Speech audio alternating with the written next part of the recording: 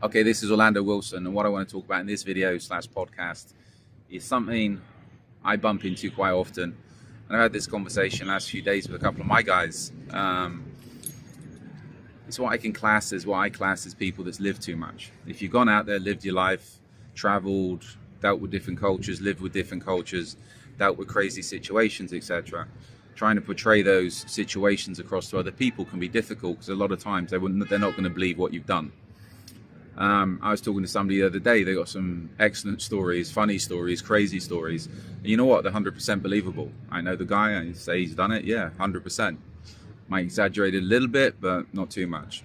But again, he was saying it's very difficult for him to tell those stories to a lot of people because a lot of people just won't believe it. Why? Because they've not lived too much. If you're in the investigations business, if you're in the close protection business, it's a people business. You have to understand people. You have to be able to relate to people, communicate with people. And this is where a lot of guys, girls have difficulty if they've lived too much. Why? Because dealing with the regular people in the world that might think they've done a lot, that might think they've traveled and done exciting things. When you're listening to their stories, and I've listened to some people tell me the highlights of their life, and I'm like, well, if that's all you've done, then I've most probably forgotten a hell of a lot better, or just can't remember a hell of a lot better from a couple of weekends that are blurs now from when I was a lot younger and crazier. But again, it's like for a lot of people, they've never really done much, even though they think they've done a lot.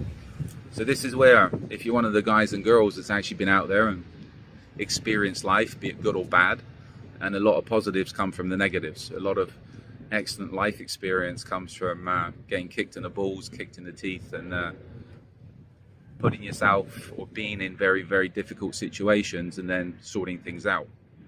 That to me is real life experience. But there's a lot of people out there that don't have that life experience. How do you relate to them? Well, you have to be patient. It's like, I feel sorry for such people. I don't feel sorry for them. I understand them. But in some ways, it's like, okay, you've chosen your path. I've chosen mine. The people I deal with chose their path. And again, be it right, be it for positive or negative, they've lived their lives. A lot of people haven't. And relating to those people can be difficult.